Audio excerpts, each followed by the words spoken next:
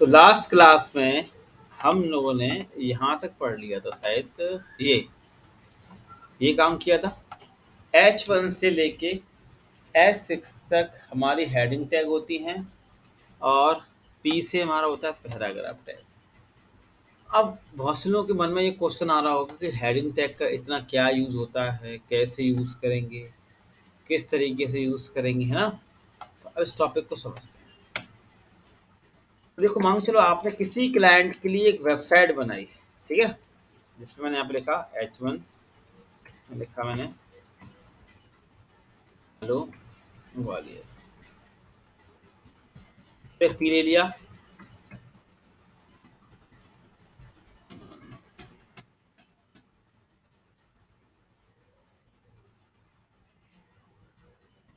P में content डाल दिया कुछ, और ये पैराग्राफ यहाँ बंद कर दिया। इसी कंटेंट, इसी पार्ट को मैं दो बार कॉपी कर लेता हूँ। सिंपल सा, एक बार, दो बार, ठीक है। ब्राउज़र पर रन किया, दिख रहा है सबको, hello Gwalior, hello Gwalior, hello Gwalior. तो अभी ये आपके सामने क्या दिख रहा है, एक एक स्ट्रक्चर दिख रहा है। सब लोग, सबको दिख रहा है ना स्ट्रक्चर। HTML से क्या तैयार होता है, सबको पता होगा कि HTML से ओनली स्ट्रक्चर रेडी होता है। वो स्ट्रक्चर आपके सामने यहाँ पर प्रेजेंट है। HTML से क्या रेडी होता है, एक स्ट्रक्चर। देखो ये जो आपके सामने दिख रहा है, ठीक है। तो अब क्या हुआ, आपने क्लाइंट के लिए मान के चलो कुछ ये बनाया, मैं एक बार और पेस्ट कर देता हूँ ऐसे। तो HTML से क्या तैयार हुआ, एक स्ट्रक्चर तैयार हुआ जो अभी आपके सामने है। अब आपने ये क्लाइंट को दिखाया, अब क्लाइंट बोलेगा कि अरे ये हेडिंग आपने काफ़ी बड़ी कर दी। क्लाइंट क्या बोलेगा, हेडिंग आपने काफ़ी बड़ी कर दी, क्योंकि जो वेबसाइट बनेगी ना वो क्लाइंट के अकॉर्डिंग बनेगी, है ना। तो अब तुम क्या करोगे, यहाँ पे आओगे, लिखोगे S2, फिर छोटी कर दोगे दिखाने के लिए उसको। सर देखो ये ठीक है, बोले एक काम करो और छोटा कर दो, तो आपने क्या किया, H4 लगा दिया ना, H4 लगा दिखा दिया, ठीक है। बोलेगा ये तो बहुत छोटा हो गया, थोड़ा बड़ा करो। तो फिर S3 कर लोगे दिखाने के लिए, भाई कि सर बताओ S3 ठीक है क्या,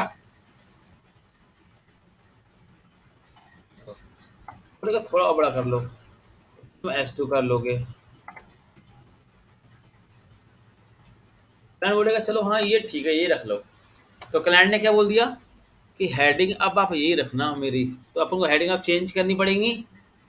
तो सारे लोग हेडिंग यहाँ से चेंज करेंगे। ये अब क्लाइंट ने बोल दिया, हेडिंग का साइज बता दिया कि भाई हेडिंग का साइज यही चाहिए, तो हमें ये S2 करना पड़ेगा सब जगहों पर। तो यहाँ पे भी S2 कर लेते हैं,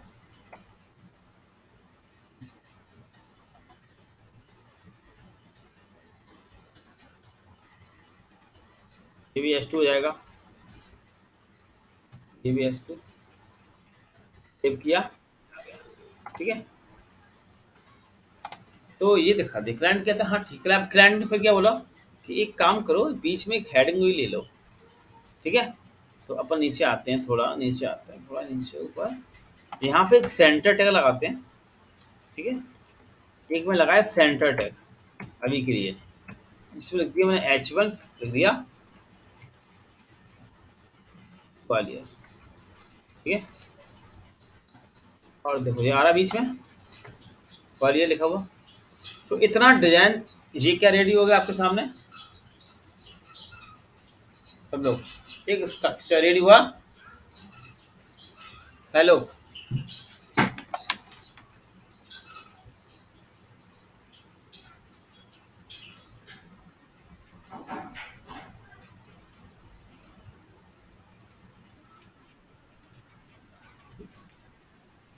तो ये स्ट्रक्चर स्ट्रक्चर रेडी हो गया। माइक बंद कर लो, माइक किसी का हो गया, है ना। तो देखो, तो HTML से क्या बनता है, स्ट्रक्चर बनता है। अब क्या हुआ कि जिसके लिए आपने ये बनाया उसने हमें सर को दिखाया होगा।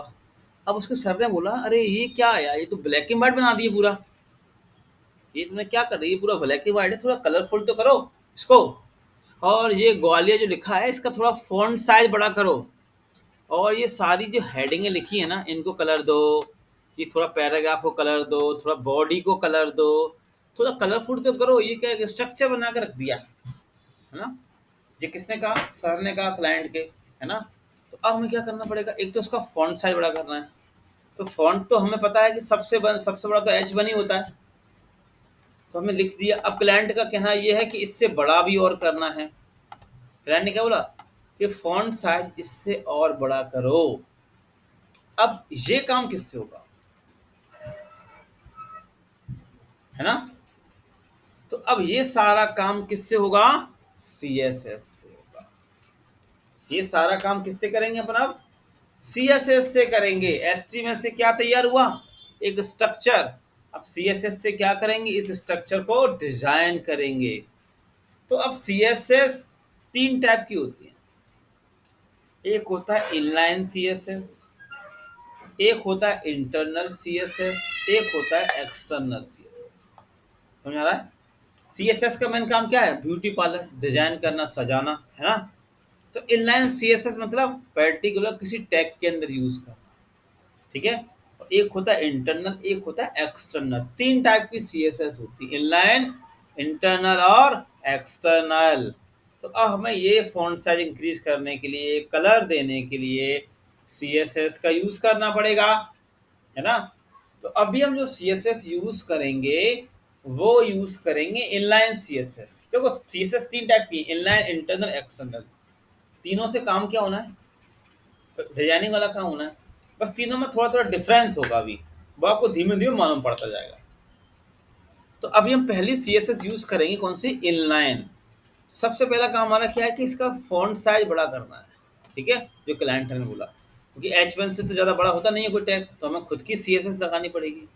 तो अभी हम जो CSS लगाएंगे वो लगाएंगे इनलाइन। इनलाइन मतलब पर्टिकुलर किसी टैग के अंदर। जैसे आपका आधार कार्ड, आपका वोटर कार्ड, आपका रोल नंबर, ये सब कैसे होते हैं, यूनिक होते हैं ना, पर्टिकुलर किसी एक के लिए, है ना।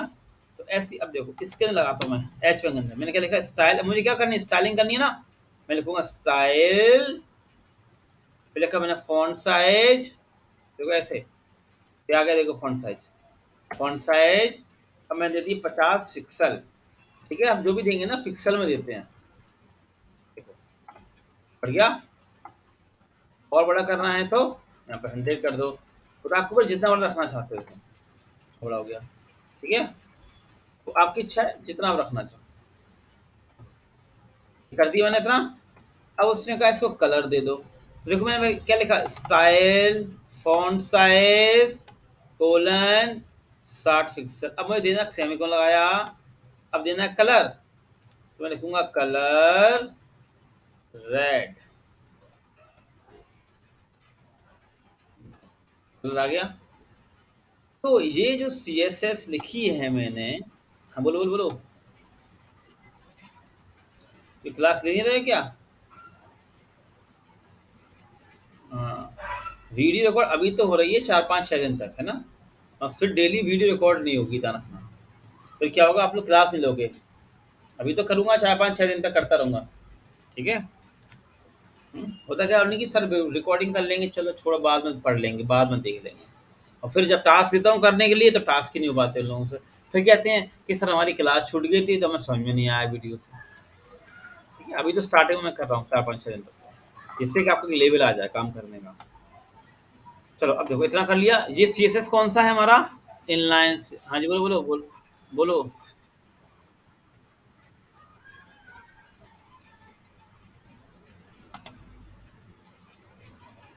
हाँ, तो अभी यही तो कर रहा था मैं, कल क्लास ली थी कल वाली। तो हाँ हाँ, वही तो CSS होती है। हाँ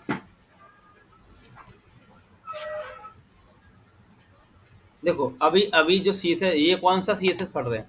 मैंने क्या बोला, CSS तीन टाइप का होता है बोला। CSS का मेन काम क्या है, डिजाइन करना, ठीक है। अब अभी इसको मैं हटा दूं, सिंपल सिंपल सा। तो अभी जो आपको क्या दिख रहा है यहाँ पे स्क्रीन पर, ये क्या दिख रहा है, ये क्या है अभी। नहीं आप बताओ ना, हम क्या, आप बताओ। नहीं, अरे वो तो और कहाँ रन होगा, ये अभी आपको सामने दिख के आ रहा है। एचटीएमएल से क्या बनता है?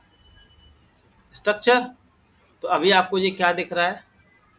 स्ट्रक्चर दिख रहा है। घर देखा, घर देखा है घर, जब एक घर बनता है तो घर में जब, तो घर में जब प्लस्तर किससे करते हैं अपन? सीएस डिजाइन करते हैं ना, प्लस्तर करते हैं, पेंट करते हैं, है ना?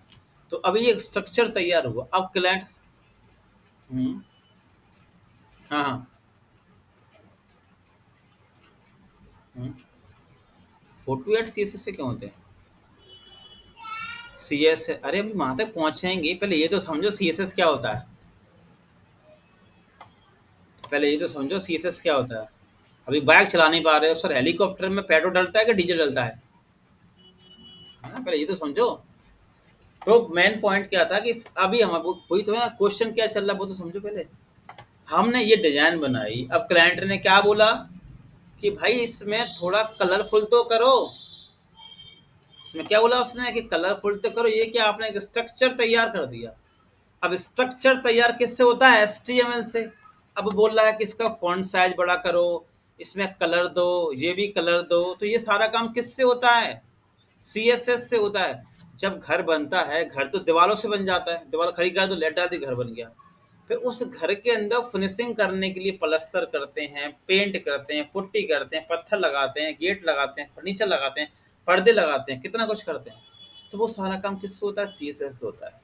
तो मुझे ग्वालियर का फॉन्ट साइज बड़ा करना है, कलर देना है, तो ये काम हम सीएसएस से करेंगे। अब सीएसएस तीन टाइप की होती है, इनलाइन, इंटरनल, एक्सटर्नल। तो अभी जो हम सीएसएस पढ़ रहे थे वो इनलाइन है। पहले इनलाइन समझ लो, फिर इंटरनल समझाऊंगा, फिर एक्सटर्नल समझाऊंगा धीमे धीमे। ठीक है। इनलाइन मतलब पर्टिकुलर किसी एक के अंदर। अब क्लाइंट ने मुझसे क्या बोला था? इसका फॉन्ट साइज बड़ा कर दो और इसमें कलर दे दो। तो ये काम तो हम सीएसएस से कर पाएंगे ना, डिजाइनिंग वाला काम। ठीक है ना? तो अब मैं इस H1 के अंदर देखूंगा, अब मुझे क्या करना है? मुझे इस ग्वालियर को स्टाइल देना है। जैसे बाल कटिंग करवाने जाते हो, कटिंग वाले से कहते नहीं कि मेरी बालों में जिस स्टाइल लगा दो, यहाँ से कट लगा दो, यहाँ से कट लगा दो, है ना? बाल आपका एक स्ट्रक्चर होता है, उस स्ट्रक्चर का आप डिजाइन दिलवाते हो उससे। तो वही अब हम यहाँ पे यूज करेंगे इंटरन इनलाइन सीएसएस। तो मैंने लिखा स्टाइल, स्टाइल करो। क्या स्टाइल करें? मैंने कहा जो फॉन्ट साइज है ना, जो क्लास है सीएसएस की, मैंने कहा जो फॉन्ट साइज है उसको उसको साइज दी थी मैंने 50 पिक्सल। अब पिक्सल सब जानते ही होगे, देखो, बढ़ गया साइज का पिक्सल में। अब फिर मैंने कहा कि इसमें कलर दे दो, तो मैंने लिखा कलर। तो ये काम किससे हो रहा है? ये काम हो रहा है सीएसएस से। और ये सीएसएस कौन सी है? Inline CSS. कैसे? क्योंकि पर्टिकुलर हम किसी टैग के अंदर यूज कर रहे हैं। देखो दिख रहा है H1 के अंदर तो लगा रहे हैं अकेला, ये सीएसएस। तो इसको अपन क्या बोलते हैं? Inline CSS. अब सीएसएस लगाने से क्या हुआ? इसका फॉन्ट साइज बढ़ गया, इसका कलर चेंज हो गया। बात समझ में आई अब? हर्ष, समझ में आया इतना? अब फिर क्लाइंट ने बोला कि ये जितनी जी हेडिंगे हैं ना, इन सब के मुझे सेम कलर चाहिए। क्योंकि देखो, वेबसाइट जो बनती है वो क्लाइंट के अकॉर्डिंग। आज आपके घर में शादी है, आज आपके घर में हलवाई आता है, हलवाई तुमसे बोलेगा अरे सर जी रसमलाई बनवा लो। अरे सर ये बनवा लो, आप सुनते हो उसकी क्या? आप उससे बोलते हो नहीं भाई जो हलवा बनाओ तुम, और ये रसगुल्ले बनाओ काले वाले। वो बोलेगा सर साई पनीर बनवा, नहीं नहीं तुम सिंपल मटर भी बनाओ। डेकोरेशन वाला आता है, वो कहता है अरे सर ये करवाओ डेकोरेशन, आप बोलते हो नहीं भाई हमारे बजट के हिसाब से बताओ कौन सा है। तो आप बोलते हो इसमें ये करो ये करो। तो ऐसी जो वेबसाइट बनती है वो क्लाइंट के अकॉर्डिंग बनती है सब कुछ। तो अब बात करते हैं हेडिंग की। तो अभी मैं सिर्फ इनलाइन सी ऐसे समझ रहा हूँ। तो मैं लिखा स्टाइल, लिख दिया कलर, और लिख दिया ब्लू। अब क्लाइंट ने मुझसे क्या कहा कि जितनी मेरी हेडिंग है ना, ये सारी सेम कलर की होनी चाहिए। तो मुझे क्या करना पड़ेगा? ये इतना कोड उठा के इन सब में पेस्ट करना पड़ेगा। तो ये सीएसएस कौन सा है अभी? इनलाइन। इनलाइन कैसे? पर्टिकुलर किसी हम टैग के अंदर यूज कर रहे हैं। तो जैसे जैसे क्लाइंट बोलते जा रहे वैसे वैसे अपन करते जा रहे हैं। अब क्लाइंट ने कहा कि जितने भी जो पैराग्राफ है इनको कलर दो। और ठीक है, हमने कहा ठीक है सर देते हैं। तो हम आते हैं पैराग्राफ पे। तो सबसे पहले हमने इस पैराग्राफ के अंदर लिखा स्टाइल, बैकग्राउंड मैंने दे दिया ब्लैक, देखो ब्लू दे दिया मैंने, बैकग्राउंड ब्लू की बोलती है ब्लैक करता हूँ। ब्लैक हो गया ये। देखो अब मुझे क्या करना पड़ेगा? टेक्स्ट क्या करना पड़ेगा? इसका कलर वाइट। अभी तो मैं सोगा, सोने लगा सब लोग। तो मैंने अभी क्या लिखा पी के अंदर, स्टाइल इक्वल बैकग्राउंड दे दिया मैंने ब्लैक कलर, है ना, और कलर कर दिया वाइट। अब यही सेम चीज मैं यहाँ से उठाऊंगा, क्योंकि मुझे सेम रखने हैं। क्लाइंट बोलता अलग रखना है तो अलग करते अपन। तो ये सी एस एस हमारा कौन सा है, inline C S S. Save किया, रन किया, अब देखो बन गया ये कलरफुल सारे लोग। तो पॉइंट क्या था कि एचटीएमएल से क्या होगा और सीएसएस से क्या होगा। तो दोनों क्वेश्चन क्लियर हो गए आप लोगों के अब सबके। तो क्लाइंट पूछेगा ना कि एचटीएमएल से क्या होगा और सीएसएस से क्या होगा, अकेले हमारा एचटीएमएल से काम हो पाएगा क्या। तो पॉइंट समझ आ गया। एचटीएमएल से क्या होता है, एक स्ट्रक्चर बनता है, और सीएसएस से हम क्या करते हैं, उसके अंदर डिजाइन वाला काम करते हैं। ये दिख रहा है आपके सामने डिजाइन कलरफुल। तो अभी जो मैंने सीएसएस यूज किया वो कौन सा यूज किया, इनलाइन सीएसएस, ठीक है ना। इतनी बात क्लियर हुई, सबको समझ आ गया इतना पार्ट। चलो अब आप लोग नोट कर लो, ठीक है। एक अलग बना लो फाइल, आज की जो डेट है ना उसके नाम से बना लो फाइल। जैसे आज कितनी है, 3.html। एक बनाओ फाइल 3.html के नाम से, ठीक है। मैंने छोटा कर दिया, इतना नोट करना है। एक बनानी है फाइल 3.html, ठीक है। और आज बैच में लास्ट इतना मैं लिख लिया। अब मैं क्या कर रहा हूँ, इसी में थोड़ा पैराग्राफ में बढ़ा रहा हूँ, सब लोग इसी में थोड़ा काम कर रहा हूँ। देखो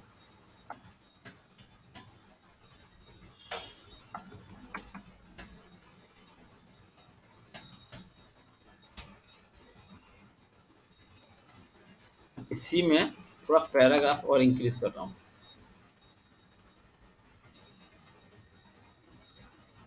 ये बढ़ा दिया, दिख रहा है सबको। और मैं थोड़ा क्या करता हूँ, यहाँ पे फॉन्ट साइज इंक्रीज कर देता हूँ। फॉन्ट साइज मैंने कर दिया 20 पिक्सल कर दिया थोड़ा, ठीक है। अब देखो दिख रहा होगा सबको अच्छे से पैराग्राफ लिखा हुआ है यहाँ पे, ठीक है। अब एक चीज देखो, मैं जब इसको छोटा कर रहा हूँ यहाँ पे थोड़ा, तो अब देखो आप यहाँ पे दिख रहा है टेढ़ा मेढ़ा टेढ़ा, देखो पीछे देखो कहीं ये पैराग्राफ अलाइन में है कहीं, चलो पीछे देखो दिख रहा है कहीं अलाइन में, ना तो बोलो। पीछे से देखो टेढ़ा मेढ़ा चल रहा है कोड, देख लो, है ना। अब सोचो ऐसा कोड हम पे, है ना, ऐसा कोड पेस्ट करेंगे, है ना, सामने वाला को देखे कहेगा अरे क्या है, इसको डिजाइनिंग करना नहीं आता, है ना। तो फिर अपन क्या करते हैं, इसके लिए यहाँ पे एक लगाते हैं टेक्स्ट अलाइन जस्टिफायर, ठीक है। तो इससे क्या होगा, देखो ये हमारा पैराग्राफ थोड़ा जस्टिफाई हो जाएगा। देखो अब लोग सही आ गया दोनों तरफ से, देखो देख पा रहे हो, यहाँ से भी और यहाँ से भी सही हो गया, है ना, जस्टिफाई लगाने से। और देखो, और यहाँ प्रॉपर्टी देखो, और मैं इसी पैराग्राफ के नीचे जैसे मान के चलो हेलो ग्वालियर, अभी मैंने यहाँ पे सेंटर टैग लगाया था, सेंटर लगाया था, दिख रहा है। अब मैं यहाँ पे एक एच बना लेता हूँ इस जगह पर, मैंने एक एच बना लिया, इसमें लिखा ग्वालियर। अब मुझे इस हेलो ग्वालियर को अभी साइड में आ रहा है, देखो साइड में आ रहा है ये, मुझे इसको सेंटर में करना है। तो मैं इसके अंदर एक क्लास लगाऊंगा स्टाइल, टेक्स्ट अलाइन की प्रॉपर्टी होती है, ठीक है ना। टेक्स्ट अलाइन सेंटर, एक होता है सेंटर, देखो सेंटर में आ गया। एक होता है टेक्स्ट अलाइन लेफ्ट, तो लेफ्ट में चला जाता है वापस से। एक होता है टेक्स्ट अलाइन राइट, तो राइट में आ जाएगा। और जस्टिफाई तो अभी आपने देख ही लिया, देखो राइट में आ गया। और जस्टिफाई तो अभी आपने देखा था जस्ट अभी, एक होता है जस्टिफाई, ठीक है। तो प्रॉपर्टी क्लियर हो गई टैक्स अलाइन सेंटर की। तो मुझे सेंटर टैग लगाने की जरूरत नहीं पड़ती मुझे, ठीक है ना। इसके भी अपने अलग फायदे हैं, इसके भी अपने अलग फायदे हैं। टैक्स अलाइन सेंटर किस पे काम करेगा, टैक्स पे काम करेगा, ठीक है ना, ये बात क्लियर हो गई। अब मुझे क्या करना है, इसी पे ही एक अंडरलाइन लगानी है। ठीक है, तो मैं इसी पे ही अंदर यहाँ लिख देता हूँ यू। यू मतलब अंडरलाइन, तो लिखा मैंने यू यहाँ पे, यू मतलब अंडरलाइन। देखो लाइन आ रही है यहाँ पे, अंडरलाइन आ रही है यू के नीचे सब लोग। मैं नीचे भी लिख देता हूँ। अब मैं थोड़ा पैराग्राफ कम कर देता हूँ, ठीक है ना, सब समझाना था, मैंने थोड़ा पैराग्राफ कम कर दिया, थोड़ा कोड में हटा देता हूँ। सेंटेंस नोट कर लिया था आप लोगों ने, उसकी कोई जरूरत है नहीं है, आपको याद रहेगा काम क्या करना था। तो हमने इसमें क्या लगाया, टैक्स लाइन जस्टिफाई लगाया था। तो मैं बाकी अब नीचे आता हूँ। अब देखो यू से क्या होता है, यू से होता है अंडरलाइन। ठीक है, यू से यार अंडरलाइन, ठीक है। और बी से क्या होता है, सब लोग बी से जानते हो, बी से बोल्ड होता है ना, बोल्ड। हेलो, बी से बोल्ड। तो देखो इसी के बगल में आ गया, मैं चाहता हूँ ये हेलो ग्वाली नीचे आ जाए, तो मैं इनके बीच में क्या लगा दूंगा, B R, line break. B R से क्या होता है, लाइन ब्रेक। तो नीचे आ गया, है ना। यू से होता है अंडरलाइन, वी आर से लाइन ब्रेक, और बी से बोल्ड। ठीक है ना, ऐसे लगा दे वी आर, दो वी आर लगा दोगे तो दो बार गैप आ जाए, देख पा रहे हो। और एक होता है स्ट्रॉन्ग, स्ट्रॉन्ग से भी अपन क्या कर लेते हैं, बोल्ड कर लेते हैं। है? इससे भी बोल्ड हो गया, इससे भी बोल्ड हो गया, आप दोनों से बोल्ड कर सकते हो। एक होता है एच आर, देखो मैं इसके पीछे एच आर लगाता हूँ। एच आर, एच आर मतलब हॉरिजॉन्टल लाइन। ठीक है, जो बेसिक टेक चल रहे हैं, देखो देखो दिख रहा है, एच आर मतलब हॉरिजॉन्टल लाइन। फिर नीचे आते हैं, इसी के नीचे। अब देखो इसी के नीचे मैंने एक रखा है, लिखा है यहाँ पे H1, मैंने H3 लिखा, और लिखा मैंने यहाँ पे ₹4000। ठीक है, फिर लगाया DEL स्मॉल में, डिलीट। DEL मतलब डिलीट, मैंने कर दिया 6000, बंद कर दिया, और यहाँ पे लिख दिया रुपीस, PRIC प्राइस, प्राइस का था ₹6000। जो देखा होगा आपने ये चीज, ये तो शॉपिंग में देखते हैं ना कि प्राइस था ₹6000, अब रह गया ₹4000, है ना। तो DEL किसका यूज करते हैं, डिलीट का। DEL मतलब डिलीट करना। ठीक है, ऐसे एक होता है, तो नोट नहीं करना, तो नोट करने टाइम दूंगा आराम से प्रॉपर आपको। ठीक है, तो नोट मत करना। मैंने लिखा ₹400, और लगा दिया सब स्क्रिप्ट, सब कर दिया, दो कुछ लिख दिया मैं, सब स्क्रिप्ट SUP, सब नहीं सॉरी सुपर होगा, SUP सुपर स्क्रिप्ट होता है ये। मैं लिख देता हूँ कमेंट में, यहाँ पे देखो कमेंट कैसे लगते हैं यहाँ पे HTML में, इस तरीके से, less than exclamatory sign, that dash, लिख दिया सुपर, SCRIPT स्क्रिप्ट। ये हमारा क्या है, SUP सुपर स्क्रिप्ट। इसमें पावर कहाँ पे आती है, ऊपर आती है, देखो सुपर में, सुपर में पावर कहाँ रहती है, ऊपर रहती है। और नीचे आता हूँ इसी के, तो लिखा मैंने SC, लिख दिया रुपीस, और ये 5000, और लिख दिया सब स्क्रिप्ट SUB 45। ये हमारा क्या होता है, ये कमेंट लगा दिया, सब SCRIPT स्क्रिप्ट। इससे पावर कहाँ पे आती है हमारी, वो नीचे आती है, सुपर में ऊपर, सब में नीचे आती है। ये वाले पार्ट क्लियर हुए इतने हैं, ये समझ में आया। टैक्स अलाइन, जस्टिफाई, सेंटर, सब लोगों को जस्टिफाई हमने यहाँ लगाया इस पी के अंदर। तो यू से क्या होता है, अंडरलाइन, बी से लाइन ब्रेक होता है, बी से बोल्ड, एच आर से हॉरिजॉन्टल लाइन, स्ट्रॉन्ग से बोल्ड होता है, डी एस डिलीट होता है ना, सुपर में ऊपर पावर आती है, और सब में नीचे पावर आती है। ये पॉइंट क्लियर हुए आप लोगों को। चलो अब इसको नोट करो पहले।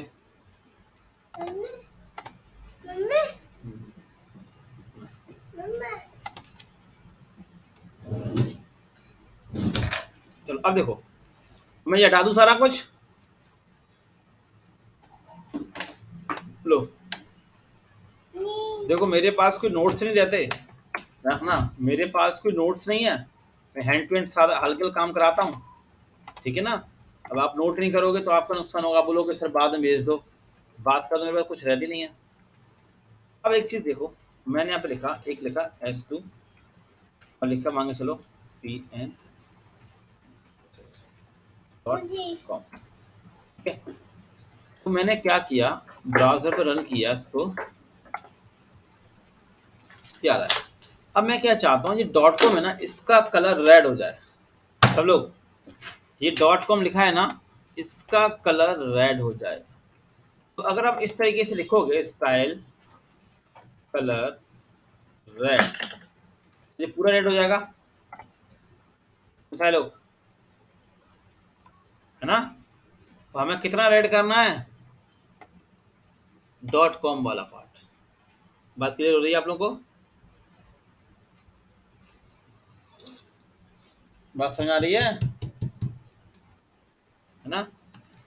तो अब क्या करेंगे अपन, देखो दो दो तरीके होते हैं। एक तरीका तो ये है कि यहाँ पे आप बी टैग लगा लो, कितने पार्ट पे, दो तरीके हैं देखो, बी लगा लो, स्टाइल दे दो, कलर कोई ब्लू कुछ ही दे दो, रेड, ठीक है। तो ये देखो जो हो गया यहाँ पे, ठीक है, देखो बन गया दो कलर में, चलो आ रहा है pnforsys.com दोनों अलग अलग कलर में।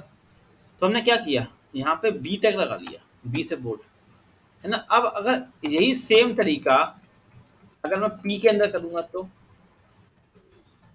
डॉट कॉम, तो देखना भी, तो यहाँ पे मैं लिखा बी से बोल्ड, और ये तो पहले अभी यहीं पे अब अंतर देख लो। देखो ये पी बोल्ड हो, ये डॉट कॉम बोल्ड हो गया, क्यों सारे लोग, जब पैराग्राफ के अंदर बी टैग हम यूज करेंगे तो क्या होगा, वो बोल्ड हो जाएगा। अब क्लाइंट का कहना है ये कि ये बोल्ड ना हो, सेम ही रहे ना, ये बोल्ड क्यों हो गया।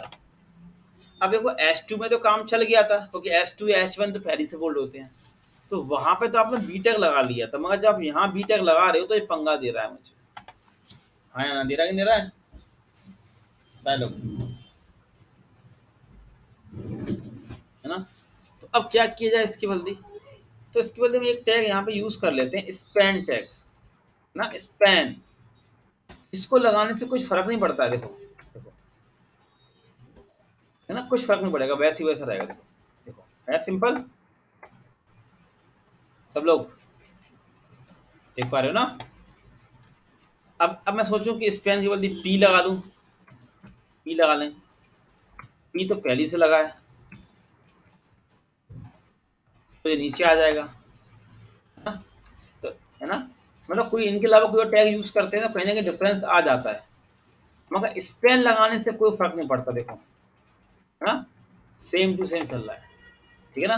तो हम स्पेन का यूज करके यहाँ पे लिख देंगे स्टाइल कलर, कर देंगे रेड,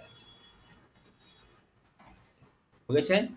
यहाँ तो बी बोल्ड चल गया था, यहाँ तो बोल्ड चल गया क्योंकि S2 तो पहले से बोल्ड था, तो इससे कोई फर्क नहीं पड़ा, है ना। और अगर मैं इसके अंदर, जब माइक बंद कर दो, माइक माइक बंद कर लो भाई, अगन चलो। अब देखो, अगर मैं यहाँ पे पी लगा लेता हूँ तो देखो ये नीचे आ जाता है ना। तो समझ में आ गया बी और स्पेन में अंतर, हेलो, स्पेन यहाँ पे क्यों लगाया, समझ में आ गया पी के अंदर, है ना, ठीक है। S2 में तो चल जाता है क्योंकि S2 तो पहले से पैराग्राफ था, तो वहां कोई दिक्कत ही नहीं थी, बोल्ड था, S2 तो पहले से बोल्ड है, बी भी पहले से बोल्ड है, तो कोई टेंशन नहीं है। मगर बी को मगर पी के अंदर यूज करेंगे तो बोल्ड हो जाएगा। अब क्लाइंट चाहता नहीं है कि ये बोल्ड रहे, तो फिर सबसे बेस्ट होता है स्पेन टैग, जिसको लगाने से कुछ फर्क नहीं पड़ता, ठीक है ना। अब इसको नोट कर लो, ये नोट करें सब लोग।